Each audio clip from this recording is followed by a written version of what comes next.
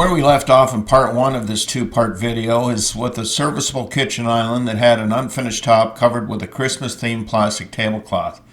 Once the holiday season was over, I was able to add the finishing touches to the project.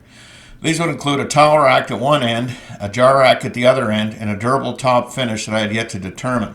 I guess 2 out of 3 ain't bad. I'm not very happy with the top, but we'll talk more about that later. From the outset, I had envisioned using one of these faux marble countertop refinishing kits, but along the way I realized the project would look better if I made the sides wider with trim.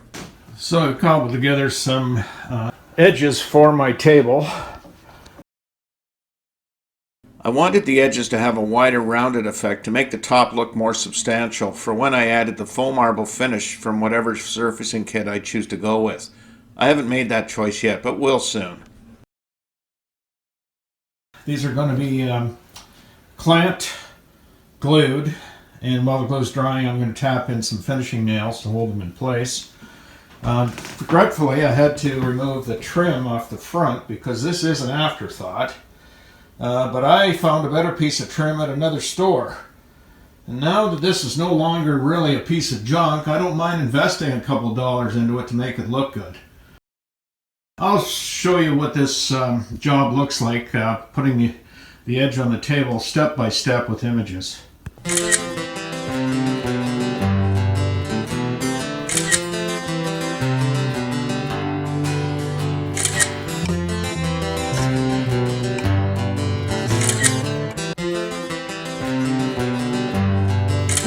Once all of the trim had been attached to the edges, I filled in all finishing nail holes, seams, and corners with wood filler, sanded it, and then primed it. Then some minor final tweaking was needed to fix things like this corner rad. Soon after I had finished reworking the edges of my kitchen island top, unforeseen events caused a time crunch, which forced me to do a temporary top cover with peel and stick vinyl.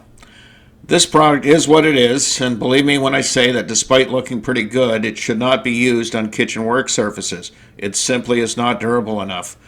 I'm not going to go into detail about how to install this product. There are a number of videos on YouTube showing how to do that, but I will say again that it is not durable enough for the working areas of kitchen counters or tables. To complete the project, I needed to purchase and install a towel rack, which was a no-brainer. I simply walked into a local Home Depot, picked out the towel rack I liked, and picked up some hollow door anchors while I was there.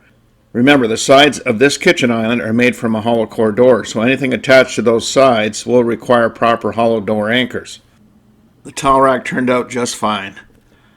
The last part was the jar rack, which is meant to eliminate this eyesore.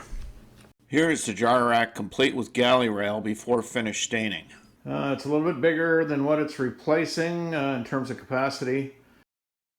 It's designed a little bit differently, so my wife and I do not have to bend over all the time to pick stuff out of it. It'll work quite nicely. You can see right here the curtain rod, brush nickel curtain rod that I just couldn't let go into the garbage. You just, with a drill and a hacksaw, you can make a nice little railing out of it, and I think it turned out pretty good. So what happens from here is I'm going to take it all apart, do the finish sanding to remove pencil marks, etc., then stain it a dark coffee color, then give it 3 coats of high gloss clear coat, and then finally reassemble it all ready for installation. When I was fitting the galley rail together, I first assembled it on a template. A piece of wood cut to be the exact same size as the top shelf. This allowed me to make any minor adjustments necessary to ensure that it all fit together perfectly. Then it was just a matter of transferring all of the holes to the finished top shelf. The template also came in quite handy when it was time to stain the individual spindles of the galley rail. So here's the jar rack finished, assembled, and it's ready to be installed. Now how it's going to be installed is with the hollow door anchors I made a small video on a couple weeks ago. It's going to be attached. There's going to be a bit of weight here, so it's going to be attached in 7 places. You can see 3 of them along here, 3 of them there. Then there's 2 up here. I don't know if you can see that. 2 up there, and then I've put some very subtle 90-degree brackets here. I didn't want to mark up the side of the island with lines, so I used some painter's tape to put up some layout marks to hold the jar rack up against. Appreciate that the front of the unit is now on the left, where there is a piece of trim just a little thicker than 3/8 of an inch. To pass the eyeball test versus being in the absolute center, I shifted the rack about 3/16 of an inch towards the front to give the illusion of being perfectly centered. I know that I need 9 inches for that ease of setting these jars in there like that. This rack was built with a medium-sized mason jar in mind, simply because of all of the containers we bring home from the grocery store with product in them. This jar made from glass with a washable vinyl seal seems the most useful and durable. There will be other styles of jars and containers used as well, which this rack can accommodate. Like so. I can now say that my kitchen island built from junk is complete, but to be honest about the project, as an overview, I'm not completely satisfied with how it turned out. What I will be changing is the top covering when time allows, and the color. I've grown to be somewhat disappointed in the color, how it reacts to certain types of light, and how it does not match the jar rack. Considering that the intent is to paint all kitchen cupboards the same color as the island, my only option is to change it now. So there will be a part 3 to this video, eventually.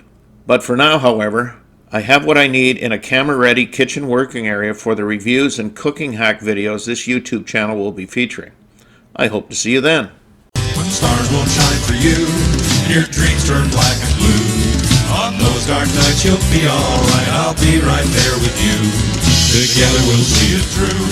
When the stars won't shine for you, and your dreams turn black and blue, on those dark nights you'll be alright, I'll be right there with you. Together we'll see it through.